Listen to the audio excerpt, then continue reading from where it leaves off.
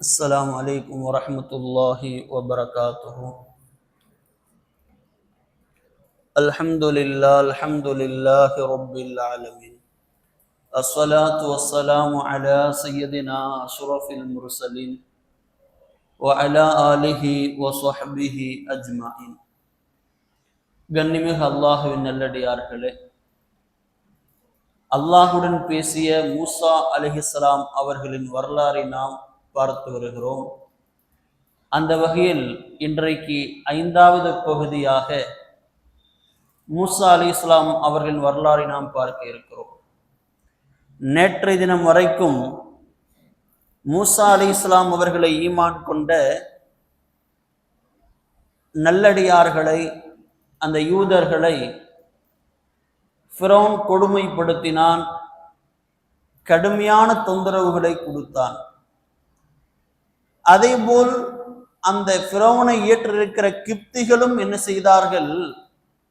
மூசா அலைஹிஸ்ஸலாம் அவர்களை ஈமான் கொண்டவர்களை காயப்படுத்தினார்கள், கஷ்டத்தை கொடுத்தார்கள், கொடுமையை படுத்தினார்கள்.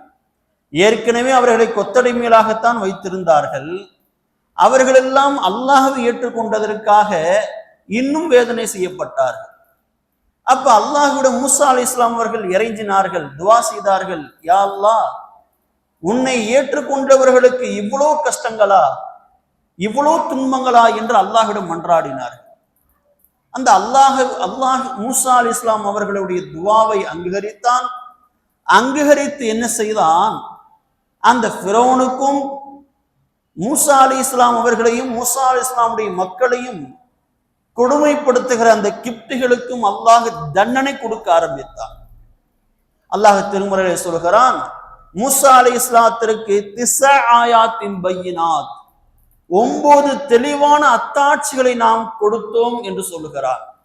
அது என்னென்ன என்பதை அல்லாஹ் இன்னொரு இடத்தில் தெளிவுபடுத்துகிறார். ஒன்று, மூசா அலைஹிஸ்ஸலாம் வைத்திருந்த கைத்தடி, இது ஒரு அத்தாட்சி. இன்னொன்று, மூசா அலைஹிஸ்ஸலாமுடைய வலக்கரம். மூன்றாவது என்னவென்றால், அல்லாஹ்வு சுப்ஹானஹு தஆலா அந்த மக்களுக்கு பஞ்சத்தை கொடுத்தான், வறுமையை கொடுத்தான், கடுமையான பஞ்சம்.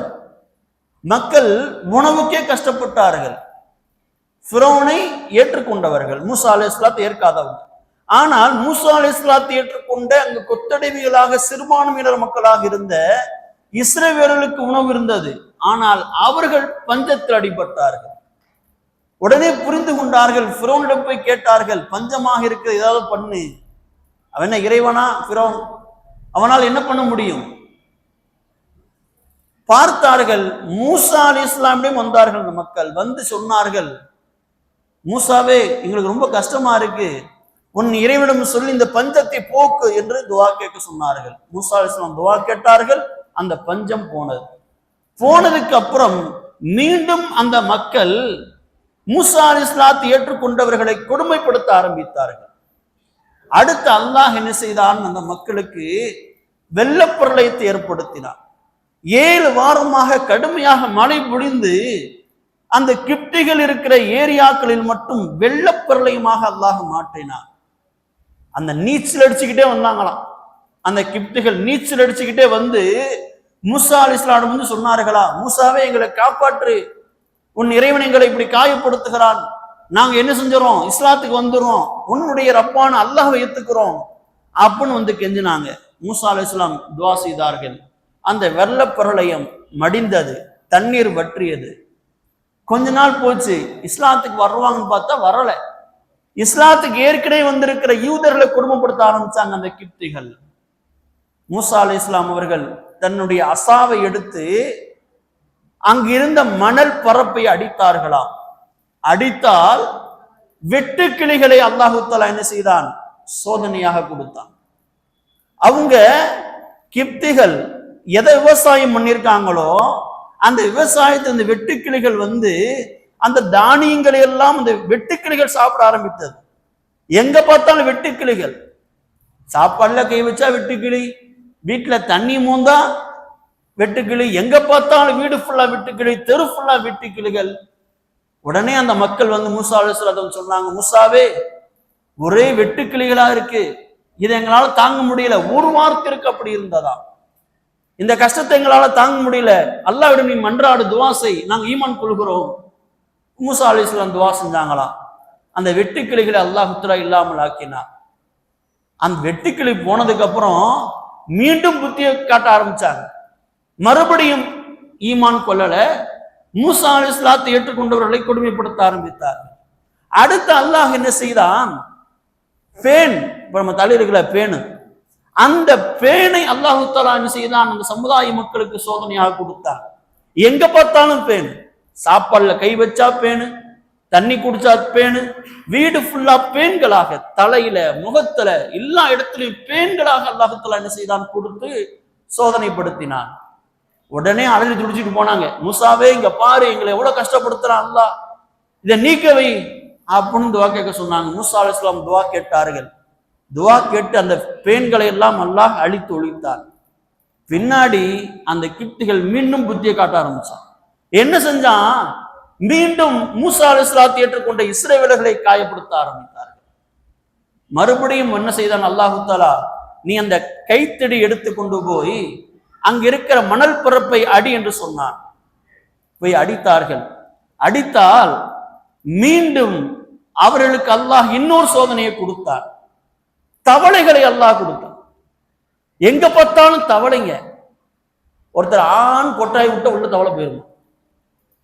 தவளைகளை வைத்து அல்லாஹ் சோதனை கொடுத்தார். வீடு ஃபுல்லா எங்க பார்த்தாலும் தவக்கலை. ஒருத்தர் தும்மினால் மூக்குல போய்க்குமா தவக்கலை. ஒருத்தர் கொட்டாய் விட்டால் வாய்க்குள்ள போயிருமா. ஒருத்தர் வாயவே திறக்க முடியாது, யார் வாய் திறந்தாலும் வாய்க்குள்ள போயிரும் தவளை. இப்படி அல்லாஹ் கடுமையாக சோதித்தார். உடனே ஓடி வந்தாங்க மூசாட்ட. மூசாவே எவ்வளவு கஷ்டம் பாத்தியா, நாங்க ஈமான் கொன்றோம் அல்லாஹ்வை, இந்த கஷ்டத்தில் நீங்களை காப்பாற்று என்று கெஞ்சினார்கள். அல்லாஹ் தஆலா மீண்டும் மூசா அலைஹிஸ்ஸலாம் துவா செஞ்சாங்க. அந்த தவக்கலை அல்லாஹ் தஆலா இல்லாமல் ஆக்கினான். மீண்டும் புத்தியை காட்ட ஆரம்பிச்சான். ஈமான் கொள்ளல, வாக்குறுதி கொடுத்த மாதிரி, வாக்கு கொடுத்த மாதிரி ஈமான் கொள்ளல. மூசா அலைஹிஸ்ஸலாம் மக்களை மீண்டும் கஷ்டப்படுத்த ஆரம்பிச்சாங்க. அடுத்து அல்லாஹ் என்ன செய்தான் தெரியுமா? 9வது சோதனை இதுதான். அவங்க இருந்த அந்த நைல் நதி, அந்த நைல் நதி அல்லாஹ் தஆலா ரத்தமாக ஆக்கினார். நதி ஃபுல்லா ரத்தம், தண்ணி இல்ல, தண்ணீருக்கு பதிலாக ரத்தமாக ஓடியது ஆறு. ஆத்துல மட்டும் இல்ல, இவங்க வைத்திருக்கிற தானியங்கள், வீடுகளில் குடிக்க வைத்திருக்கிற தண்ணீர், எல்லாத்திலையும் ரத்தமாக அல்லாஹ் தஆலா ஆக்கினார். ஒரே இஸ்லாத்தை ஏற்றுக்கொண்ட, மூசா இஸ்லாத்தை ஏற்றுக்கொண்ட அந்த இஸ்ரவேலர்கள் ஒரு பைப்ல இருந்து தண்ணி பிடிச்சாங்கன்னா அது தண்ணியா இருக்கும். அந்த தண்ணியை வாங்கி இந்த கிப்திகள், ஈமான் கொள்ளாத மக்கள், ஃபிரௌனுடைய மக்கள் குடிச்சாங்கன்னா ரத்தமா மாறி. இப்படி அல்லாஹ் கடுமையாக சோதித்தார். ஆனால் அவர்கள் திருந்தின மாதிரி இல்லை. வந்தார்கள் மீண்டும் வந்து, மூசாவே எவ்வளவு கஷ்டம், இன்றோடு முடிச்சுக்குவோம், நாங்க ஈமான் கொள்றோம் அல்லாஹ்வை, உன்னுடைய ரப்பு தான் அல்லாஹ், அவன் தான் இறைவன் என்று கடைசியாக வந்து நின்றார்கள். அப்பயும் மூசா அலைஹிஸ்ஸலாம் துவா செஞ்சாங்க. அந்த சோதனை நீங்கியது. அந்த ரத்தம் சாதாரண நார்மலான மோடுக்கு வந்துருச்சு வாழ்க்கை. அப்பயாவது அவர்கள் திருந்தி அல்லாஹ் ஏற்றுக்கொள்வார்களா என்று பார்த்தால் ஏற்றுக்கொள்ளல. மீண்டும் இஸ்ரவேலர் மக்களை, யூதர்களை கொடுமைப்படுத்த ஆரம்பித்தார்கள் அந்த கிப்திகள். அப்பதான் அல்லாஹ்விடம் இறங்கினார்கள் மூசா அலைஹிஸ்ஸலாம். யா அல்லாஹ், இவன் உயிரோடு இருந்தான் என்றால், ஃபிரௌன் உயிரோடு இருந்தான் என்றால் நாங்கள் இறைவனை வணங்க முடியாது, உன்னை வணங்க முடியாது. ஏற்கனவே இவர்கள் கொத்தடிமைகளாக இருக்கிறார்கள். இவன் இஸ்லாத்தை ஏற்றுக்கொண்டதற்காக இன்னும் இவர்களை துன்புறுத்துகிறான், இவனை அழித்து ஒளி என்று துவா கேட்டார்கள் மூசா அலைஹிஸ்ஸலாம். அப்ப அல்லாஹ் என்ன செய்தான்? ஒரு நாள் டேட் குறிச்சான். குறித்து, மூசாவை இந்த நாள் இரவு நீயும் ஈமான் கொண்ட மக்களும் இந்த ஊரை காலி செய்யுங்கள், ஊரை காலி செய்து வேற நாட்டுக்கு, பலஸ்தீனுக்கு போங்க அப்படின்னு அல்லாஹ் தஆலா கட்டளையிட்டான். இப்ப எகிப்து நகரத்திலிருந்து பலஸ்தீன் நகரத்திற்கு போவதற்கு அல்லாஹ் கட்டளையிட்டான். இவங்க ரெடி ஆகிறாங்க. ரெடியாகி அன்றைய இரவு மூசா அலைஹிஸ்ஸலாம் அவர்களும் ஈமான் கொண்ட அந்த 6 லட்சம் பேர், இன்றைய இரவோடு நாம் இந்த ஊரை காலி செய்கிறோம் என்று அதற்கான தயாரிப்புகளை செய்கிறார்கள். செய்து நாம் ஆரம்பத்திலே பார்த்தோம், மூசா அலைஹிஸ்ஸலாம் எஜிப்த் அதாவது எகிப்து நகரத்திலிருந்து மதியன் என்கிற பலஸ்தீன் ஏரியாவில் இருக்கிற நகரத்திற்கு நடைபயணமாக வந்தார்கள் என்று நாம் பார்த்தோம். அதே நடைபயண அந்த சாலையில எகிப்து நகரத்தை விட்டு நாம் செல்ல வேண்டும் என்று முடிவெடுத்தார்கள். முடிவெடுத்து இரவு கிளம்புகிறார்கள். 6 லட்சம் பேர்த்தோட மூசா அலைஹிஸ்ஸலாம் கிளம்பி போறாங்க. இந்த செய்தி ஃபிரௌனுக்கு வருகிறது. நம்ம ஊர் விட்டு காலி பண்ணி வேறு ஊருக்கு போய் நல்லா இருக்கலாம்னு பாக்குறாங்களா? அவங்களை அழிக்கணும். அவன் படைகளை திரட்டினான். 17 லட்சம் பேர்களை திரட்டி அவன் துரத்தி கொண்டு வந்தான். மூசா அலைஹிஸ்ஸலாம் 6 லட்சம் மக்களோடு அவங்க முன்னேறி போய்கிட்டு இருக்கிறாங்க. அவர்கள் முடிவு பண்ணியது தரை மார்க்கமாக செல்ல வேண்டும் என்று. ஆனால் இரவு நேரத்தில் பாதை மாறிவிட்டார்கள். பாதை மாறி செங்கடலுக்கு வந்து சென்று விட்டார்கள். காலை பொழுது விடுகிறது. பார்த்தால் இவர்களுக்கு முன்னாடி கடல் இருக்கிறது, செங்கடல். இன்னைக்கு நீங்க மேப்ல பாத்தீங்கன்னா ஈஜிப்ட் நகரத்திற்கும் செங்கடல் இருக்கும். செங்கடலை தாண்டி கல்ஃப் கண்ட்ரி இருக்கிறது. இப்ப இந்த செங்கடல்ல வந்து நிக்கிறாங்க. செங்கடல்ல வந்து நின்னா மக்கள் எல்லாம் முழிக்கிறாங்க. என்ன மூசா, கடல் இருக்க, நம்ம இந்த கடலை எப்படி தாண்டறது? கொஞ்ச நேரம் கழித்து பார்த்தால் இவர்களை நோக்கி ஃபிரௌனுடைய படையும் வருகிறது. முன்னே கடல், பின்னே கடல் போன்ற படைகள். 17 லட்சம் பேர்த்த கூட்டிக்கிட்டு வர்றான் ஃபிரௌன். இப்ப இந்த என்ன செய்யறது? மக்கள் எல்லாம் போய் மூசா அலைஹிஸ்ஸலாத்திற்கு அழுகிறார்கள். பனி இஸ்ரவேலர்கள், யூதர்கள் அழுகிறார்கள். மூசா, நாம் தொழிந்தோம், நாம் ஒளிந்தோம், நம்ம போச்சு, அவ்வளவுதான். அவன் வர்றான், என்ன பண்றது? பேசுறாருந்தா வெளியே போய் பேசணும்.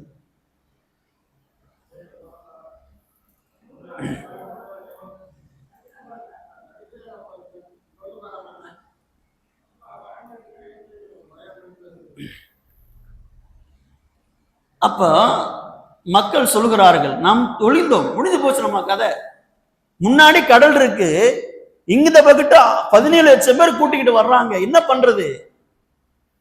அப்ப அல்லாஹ் சொன்னான், நாம் சொன்னோம் யூசுப் அலைஹிஸ்ஸலாமுடைய வரலாறுல யூசுப் அலைஹிஸ்ஸலாத்திற்கு சட்டை எந்த அளவுக்கு முக்கியத்துவமாக அவருடைய வரலாறில் கொண்டு வரப்பட்டதோ, அதே போல இந்த மூசா அலைஹிஸ்ஸலாமுடைய வரலாறுல மூசா அலைஹிஸ்ஸலாம் அவர்கள் பயன்படுத்தி அந்த அசா குச்சி அது முக்கியத்துவமாக இருக்கிறது. நீங்க பாருங்க, மூசா அலைஹிஸ்ஸலாத்திற்கு அது ஒரு அத்தாட்சியாக இருந்தது.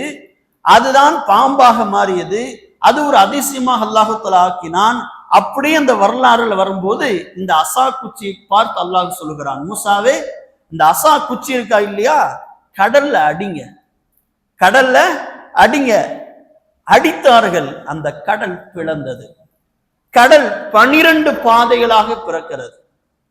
அப்படி கடல்ல தண்ணி அப்படியே ஸ்டைலா நிக்குது. 12 பாதைகள் போட்ட மாதிரி அந்த தண்ணி எல்லாம் ஒதுங்கி நிக்குது. அப்படியே 12 பாதைகளாக நிற்கிறது. நாம் ஆரம்பத்திலே சொன்னோம், இந்த யூதர்கள் யார்? யக்கூப் அலைஹிஸ்ஸலாத்திற்கு 12 பிள்ளைங்க. அந்த 12 பிள்ளைங்களுடைய குடும்பம் தான் யூதர்கள். அப்ப அந்த 12 பிள்ளைங்களுடைய குடும்பம் ஒவ்வொரு குடும்பமா இருந்தாங்க. அந்த 12 குடும்பத்துக்கும் 12 பாதை அல்லாஹ் தஆலா கொடுத்தார். எல்லாம் அப்படி தயங்கி நிற்கிறாங்க. மூசா எப்படி உள்ள போறது? மூசா சொன்னார்கள், அல்லாஹ் கட்டளையிட்டு இருக்கிறான், அல்லாஹ் நம்மளை பாதுகாப்பான், எல்லாரும் முன்னே செல்லுங்கள். அப்ப கடல்ல இறங்குறாங்க.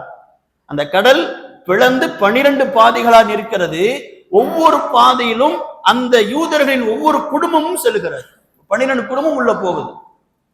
அப்படியே போகும் பொழுது எல்லா 12க்கு மத்தியில ஒரு ஸ்கிரீன் மாதிரி அந்த கடல் அலைகள் நிக்குது. இப்போ பயப்படுறாங்க, நம்ம மட்டும் தான் போறோம், நம்முடைய சகோதர குடும்பம் வருதா இல்லையான்னு தெரியலையே. அப்ப அந்த 12 பாதைகளுக்கும் அந்த நீர் இருக்கா இல்லையா, அந்த நீரை கண்ணாடியாக அல்லாஹ் தஆலா ஆக்கினான். இந்த 12 பாதையில போறவங்களும் பக்கத்துல யார் போறா, நம்ம குடும்பம் தான், நம்ம சச்சா போறாரு, நம்ம பெரியப்பா போறாங்க அப்படின்னு பார்த்துக்கிட்டாங்களாம். அது போன்று அல்லாஹ் தஆலா அந்த 12 பாதைகளையும் கண்ணாடி மாதிரி ஆக்கினான். யார் யார் போறான்னு அவங்களுக்குள்ள பேசிக்கிட்டே போனாங்களாம். என்னப்பா இப்படி இருக்கு, அதிசயமா இருக்கு, இப்படி இல்லாம அல்லாஹ் தஆலா பண்ணுவான், இது மாபெரும் ஆற்றல் ஆயிற்று அப்படின்னு பேசிக்கிட்டே உள்ள போறாங்க. போறவங்க பின்னாடி யார் வர்றா? ஃபிரௌன் வருகிறான். அந்த மூசா அலைஹிஸ்ஸலாத்துடைய 6 லட்சம் மக்கள்ல கடைசி நபர், 6 லட்சம் அந்த கடைசி நபர் அந்த கரை, அந்த பக்க கரைய அவர் ஏறாரு. ஏறுகிற பொழுது ஃபிரௌன் என்ன செய்கிறான்? இந்த பக்கம் கடலுடைய என்றுக்கு நுழைவாயிலுக்கு வருகிறான். வந்து நிற்கிறான். அவன் ஓட்டி வந்த குதிரை ஆண் குதிரை. அந்த ஆண் குதிரை, அந்த குதிரை என்ன செய்கிறது, அந்த நிகழ்ச்சியெல்லாம் பார்த்துட்டு அப்படி பிரமிச்சு நிக்குது. போகல, உள்ள அப்படி நிக்குது. போறதுக்கு முயற்சியும் பண்ணல. இவன் என்ன செய்கிறான், சாட்டை எடுத்து அடிக்கிறான், போன்னு சொல்றான். அந்த குதிரை போகல. அப்ப அல்லாஹ் தஆலா என்ன செய்தான், ஜிப்ரீல் அலைஹிஸ்ஸலாத்தை அனுப்பினான். நீங்க ஒரு பெண் குதிரையில முன்னாடி போங்க, அந்த குதிரையை பார்த்துட்டு இந்த ஆண் குதிரை உள்ள வரும். ஜிப்ரீல் அலைஹிஸ்ஸலாம் வந்தார்கள், ஒரு பெண் குதிரையில் கொஞ்சம் முன்னாடி போனாங்க. பெண் குதிரை பார்த்த ஆண் குதிரை, ஃபிரௌன் உட்கார்ந்து இந்த குதிரை உள்ள போச்சு. அப்ப நம்ம தலைவரே போறாரே, எல்லாரும் உள்ள போடா அப்படின்னு 17 லட்சம் பேர் உள்ள வர்றாங்க. உள்ள வருகிறார்கள். அங்க அவங்க ஏறி முடிச்சிட்டாங்க. இந்த 17 லட்சம் பேர்ல கடைசி நபர் என்ன செய்கிறார், அந்த கடலுக்குள் இறங்குகிறார். ஃபிரௌன் கடலுடைய நடு சென்டர்ல இருக்கிறார். ஃபிரௌனுடைய கடைசி நபர் 17 லட்சத்துல அந்த கடைசி மனிதர் உள்ள இறங்குறார். அந்த நேரத்தில் அல்லாஹ் தஆலா கடலுக்கு ஆணையிட்டான், கடலை ஒன்று சேரு, நீ ஒன்றாகு என்று அல்லாஹ் கட்டளையிட்டான். இந்த 12 பாதியிலாக பிரிந்து நின்ற கடல் அப்படியே ஒன்று சேர்கிறது. அப்படியே ஒன்று சேர்கிறது. ஒன்று சேர்ந்து ஒவ்வொருவரும் அலையில் என்ன செய்கிறார்கள், தத்தளிக்கிறார்கள். மரண ஓட்டம், மரண கதறல் நடக்கிறது. எல்லாம் கத்துறாங்க. இதெல்லாம் யார் பார்க்கிறா, அந்த கரையிலிருந்து மூசா அலைஹிஸ்ஸலாமும் அந்த நைலிருந்து அந்த செங்கடலிருந்து காப்பாற்றப்பட்ட யூதர்களும் பார்க்கிறார்கள். இங்க கடைசி நேரம் ஃபிரௌன், கடைசி நேரம் இந்த தொண்டை குழியில அவன் உயிர் இருக்கிறது. அந்த நேரத்துல சொன்னானா, அமன்னா பி ரப்பி மூசா வ ஹாரூன், மூசாவுடைய ஹாரூனுடைய இறைவனான அல்லாஹ்வை நான் ஏற்றுக்கொள்கிறேன் என்று அந்த நேரத்தில் சொன்னானா. அந்த நேரத்துல சொல்ல ட்ரை பண்ணா. ஜிப்ரீல் அலைஹிஸ்ஸலாம் என்ன செஞ்சாங்க, அந்த கடல் மண் இருக்கா இல்லையா, அந்த மண், அந்த சேத்து மண்ணை எடுத்து அப்படி எடுத்து வாயில அடைத்தார்கள். அடைத்து அவன் சொல்ல முடியாத அளவிற்கு ஆக்கினார்கள். அப்படி அவன் மாண்டு போனான். இது அல்லாஹ் திருமறையை பதிவு செய்கிறான். அந்த ஃபிரௌனையும் ஃபிரௌனோடு வந்த அந்த 17 லட்சம் பேர்த்தையும் இந்த கடலிலே அல்லாஹ் தஆலா அழித்தொழித்தார். யார் காப்பாற்றப்பட்டார்கள், பனி இஸ்ரவேலர்கள் காப்பாற்றப்பட்டார்கள். இருந்தாலும் அவர்களுக்கு ஒரு சந்தேகம், ஐயம் இருந்தது. ஃபிரௌன் செத்துட்டானா இல்லையான்னு தெரியலையே, அவன் அந்த கடல்ல மூழ்கிட்டான். இருந்தாலும் அவன் டெட் பாடி நாங்க பார்க்கல. இல்லைங்க, அவன் வந்துருவான் எப்படியாவது, அவன் மோசமானவன், ஆற்றல் உள்ளவன், அப்படி இப்படின்னு புலம்பிக்கிட்டாங்க. அந்த நேரத்தில் அல்லாஹ் தஆலா அவனுடைய டெட் பாடியை மிதக்க வைத்தானா. நடு சென்றில் மூழ்கிய அவனை அல்லாஹ் அந்த மூசா அலைஹிஸ்ஸலாம் மக்கள் இருந்த கரையின் பக்கமாக யாருடைய உடலை ஒதுங்க செய்கிறான், ஃபிரௌனுடைய உடலை ஒதுங்க செய்கிறான். பார்க்கிறார்கள், ஃபிரௌன் அல்லாஹ்விற்கே நான் தான் மேலானவன் என்று சொன்னவன் எல்லாம் ஊறி போய் அந்த உடல்லாம் ஒரு மாறி ஆகி கிடக்கிறத பார்த்தாங்க. யாரு, அந்த யூதர்கள் பார்க்கிறார்கள். அப்போதான் அவர்களுக்கு மனம் நிம்மதி பெற்றது. ஏனென்றால் அடிமைகளாக இருக்கப்பட்டவர்கள், கொத்தடிமையாக வைத்திருந்தான் ஃபிரௌன். நம்மளை அடக்கி ஆண்டவன் இறந்து விட்டான் பிறகுதான் அவங்களுக்கு மனசே ஆறுது. அடுத்து மூசா அலைஹிஸ்ஸலாம் என்ன செய்கிறார்கள், அந்த மக்களை கூட்டிக் கொண்டு பலஸ்தீன் நகரத்திற்கு செல்கிறார்கள். அல்லாஹ் சொன்னான், மூசாவே, பலஸ்தீன் என்கிற நகரத்திலே அரிஹா அப்படிங்கிற ஒரு இடம் இருக்கு. அந்த இடத்தில் சிலைகளை வணங்கி கொண்டிருக்கிற மக்கள் இருக்கிறார்கள். அங்கு சென்று போர் புரியுங்கள், இறைவன் ஒருவன் என்ற கொள்கையை போதியுங்கள், போங்க, போருக்கு போங்கன்னு அல்லாஹ் கட்டளையிட்டான். இந்த 6 லட்சம் பேர்த்திட்டையும் கேட்கிறாங்க, அல்லாஹ் நம்மளை போரிட சொல்லி இருக்கிறான், யூதர்களே நாம் அல்லாஹ்விற்காக போரிட வேண்டும். இந்த 6 லட்சம் பேரும் சேர்ந்து சொன்னாங்களாம். இங்க அல்லாஹ் பாருங்க எவ்வளவு அதிசயத்தை அவங்களுக்கு காமிச்சிருக்கிறான், எவ்வளவு அவர்களை காப்பாற்றி அவர்களுக்கு அல்லாஹ் நன்மையை செஞ்சிருக்கிறான் யூதர்களுக்கு. அந்த யூதர்கள் எப்பொழுதுமே நன்றி கெட்டவர்கள் தானே. என்ன செஞ்சாங்க, மூசாட்ட சொன்னாங்க, மூசாவே போருக்கா, எங்க உயிருக்கு என்னையா உத்தரவாதம் இருக்கு, போருக்கு வந்தா எங்களை ஒருத்தர் மடிஞ்சாலும் எங்களுக்கு நஷ்டம், அது நாங்களா போருக்கெல்லாம் வரமாட்டோம். குர்ஆன்ல அல்லாஹ் இருக்கிறது, அல்லாஹ் சொல்லுகிறான். சொன்னாங்களாம், மூசாவே நீயும் அல்லாஹ் வேணா போருக்கு போங்க, வஹாஹுனா காயிதுன், நாங்க எங்க உட்கார்ந்துக்கிறோம், எங்களால வர முடியாது போருக்கு. பாருங்க அவங்களை எப்படி அல்லாஹ் காப்பாற்றி அவர்களுக்கு இவ்வளவு நியமத்துகளை தந்த பிறகும் அவர்கள் அல்லாஹை மறுத்தார்கள், அல்லாஹுடைய கட்டளையை மறுத்தார்கள். போருக்கு போல வரமாட்டேன், நீ வேணா போ அப்படின்னு நாங்க யூதர்கள் எப்பவுமே அப்படிப்பட்டவர்கள் தான், நன்றி கெட்டவர்கள். இன்றைக்கும் பலஸ்தீன் நகரத்திலே அண்டி பிழைக்க வந்தவர்கள் என்ன செய்கிறார்கள், அந்த மக்களை என்ன கஷ்டத்திற்கு உள்ளாக்குறார்கள் என்று நமக்கு தெரியும். அப்ப அதே மாதிரி அல்லாட்டே அந்த வேலையை காமிச்சான். நன்றி கெட்ட குணம் யூதர்களுக்கு இருக்கிறது. இவ்வளவு நன்மைகளை அல்லாஹ் செஞ்சும் அல்லாஹ்வுடைய கட்டளைக்கு மாறு செஞ்சாங்க, வர முடியாதுன்னாங்க. அல்லாஹ் என்ன சொன்னான், அவர்களை சபித்தார். 40 சனா, இந்த பாலைவனத்திலே நீங்கள் 40 ஆண்டுகள் இந்த பாலைவனத்திலே சுற்றி கொண்டே இருங்கள் என்று அல்லாஹ் என்ன செய்தான், சபித்தார். 40 ஆண்டு காலமா இன்றைக்கும் நீங்கள் ஜோர்டான் என்கிற நகரத்திற்கு சென்றீர்கள் என்றால் அங்கு யூதர்களின் பாலைவனம் என்று ஒரு ஏரியா இருக்கிறது. அந்த பாலைவனத்தில் அவர்கள் 40 ஆண்டுகள் சுற்றி திரிந்தார்கள். எங்கேயும் போக முடியாது, நகரம் கிடைக்கல. 40 ஆண்டுகள் அந்த பாலைவனத்தை சுற்றி கொண்டிருந்தார்கள். இந்த ஊருக்கு போகணும்னு கிளம்புவாங்க, காலையில கிளம்பி நடந்து போவாங்க. நடந்து முடிஞ்சு இரவு நேரத்துல ஒரு டென்ட்டை போட்டு தங்குவாங்க.